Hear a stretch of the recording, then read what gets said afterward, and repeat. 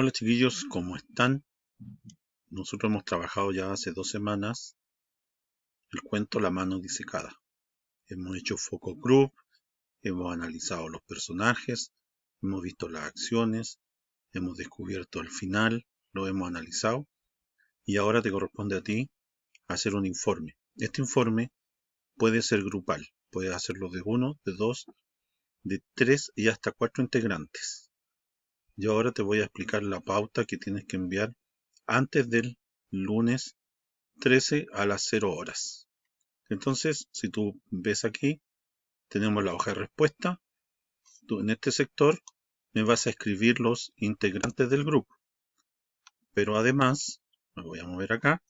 Cuando tú vayas a guardar, tú escribes, respondes todo, archivo, guardar como, y en ese guardar como es muy importante que tengas presente que al archivo tienes que colocarle guía no disecada y ahí aquí tú le colocas tu nombre. Se llama Juan Pérez. Juan Pérez. Si somos más integrantes, Juan Pérez 1, 2, 3, 4, todos los que tengas que colocar, y ahí la guardas. Es decir, me voy a mover acá. Aquí arriba tiene que aparecer el nombre de la guía y el nombre de los alumnos, porque después cuando yo la descargo me aparecen como 10 guía la mano disecada y no sé de quién es. No obstante eso, igual los colocas acá.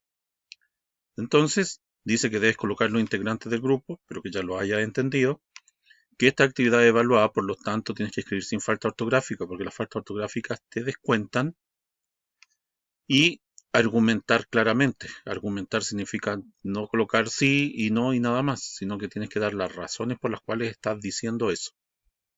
Como te había dicho antes, la fecha de entrega es hasta el lunes 13 de julio, pero hasta las 0 horas. Tú me puedes enviar esto hasta las 12 de la noche. Entonces, revisemos las preguntas. Primera pregunta dice, confecciona una lista con las similitudes y diferencias de los ambientes de los dos relatos leídos. Estamos hablando de los ambientes. Existen 3 tipos de ambiente, físico, psicológico y social. El social tiene que ver con las clases sociales que hay ahí, si son acomodadas, si son más pobres. El ambiente físico es el lugar y el psicológico con las emociones que hay ahí que tienen los personajes. Entonces tú tomas los dos textos que están, o las dos situaciones que se describen, y tú las tienes que contrastar, diciendo cuáles son las similitudes, en qué se diferencian y cuáles son las semejanzas que tienen ambos.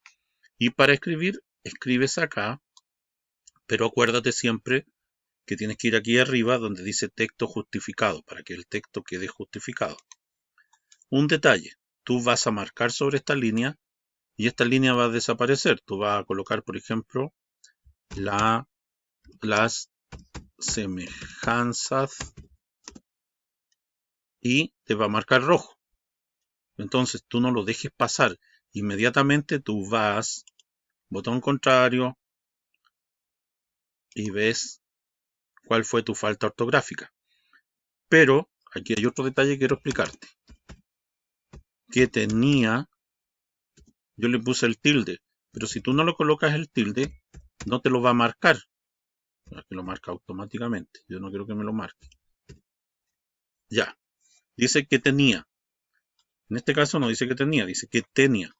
Y ese es el error que cometen los alumnos, porque me dicen, profesor, yo escribí en el computador, ¿cómo va a tener falta ortográfica? Sí, porque la palabra tenía significa gusano sin tilde. Y te lo voy a mostrar.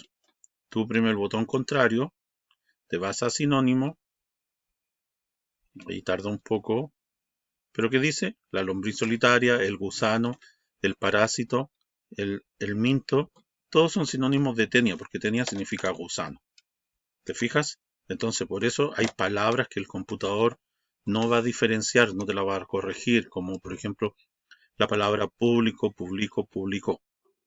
Y ten presente que el texto tiene que estar justificado. ¿Qué significa justificado? Que está ahí y que los dos márgenes van a estar derechos. Ya. La segunda pregunta dice, los narradores que se presentan en las dos historias son omniscientes. Sabemos que un narrador omnisciente es el que sabe todo, que es como un dios y que está fuera de la historia, ¿cierto? Narrador heterodiegético. ¿Qué efectos crees que se logran en el lector al usar un narrador de este tipo? ¿Por qué no usó, por ejemplo, un narrador protagonista o un narrador testigo solamente? O un narrador personaje. Tú tienes que ahí argumentar, decir, yo creo que el narrador tenía que saber todos los detalles porque eso nos permite, y ahí tú colocas todo lo que tú consideras relevante para esta respuesta. En la pregunta número 3 dice, explica qué recursos del terror según tú se usan en los relatos leídos. O sea, qué cosas que aparecen en el texto, en este cuento que hemos analizado y hemos leído, nos induce al terror. Por ejemplo, si fuese una película, uno de los elementos que induce al terror es la música. Pero acá es un texto escrito. Entonces, ¿qué cosas hacen que uno entienda que este no es un cuento de humor? Sino que uno diga, ¡ay, me dio escalofrío leerlo! Algo pasó, no, me dio miedo. ¿Ya? Así que eso es lo que tienes que explicar acá. En la número 4, ¿por qué crees que Maupassant habrá escrito dos relatos con el mismo tema? ¿Por qué escribió dos veces la misma cosa? ¿Se lo olvidó? ¿Se habrá enredado? ¿Qué habrá pasado? Yo creo que tiene una intención literaria. Entonces tú ahí me colocas cuál es esa intención literaria. ¿Ya? ¿Por qué él hace eso? ¿Para qué? Y después dice, escribe un texto en que tengas que convencer a un amigo de leer uno de los dos relatos. Entonces tú le explicas, o me explica en este caso, cómo convence a un amigo que lea estos relatos, diciéndole, el relato es muy bueno por tal y tal razón, o te recomiendo leer.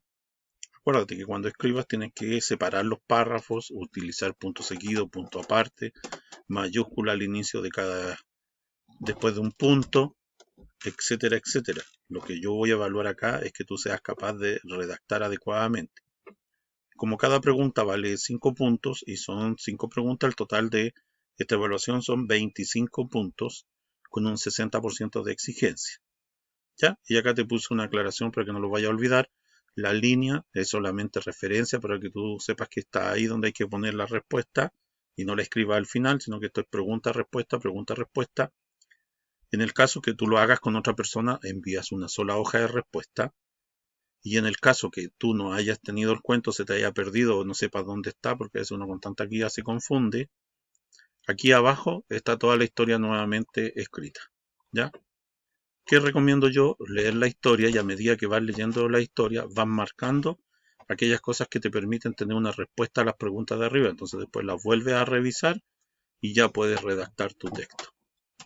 Entonces, recuerda colocarle el nombre de los integrantes acá, además de la mano dice cada octavo, coloca el nombre de los integrantes, fijarte en los tildes, fijarte que tu redacción esté correcta, que sea adecuada a lo que te están preguntando, leer el cuento varias veces, nosotros ya lo hemos analizado en muchas ocasiones, pero no es lo mismo que otra persona te lo cuente, que lo analice, que te diga, que te haga preguntas, que tú mismo vuelvas a leerlo ya sabiendo las preguntas que te envíe. Cualquier duda me puedes consultar por correo o puedes escribir o llamarme en horario de mañana. Así que dicho eso, que tengas un buen trabajo. Acuérdate, si vas a hacer un trabajo grupal, tienes que escribir el nombre de todos los integrantes. No me sirve que después me digas yo lo hice con tal persona, sino que ya tienes que escribirlo. Puedes fijar un Zoom con otra persona para leer el cuento, para analizarlo y para responder. Y van compartiendo pantalla y ahí trabajan en conjunto. Eso es, nos veremos en un próximo video. Que tengas una buena semana y que también tengas un buen trabajo. Adiós.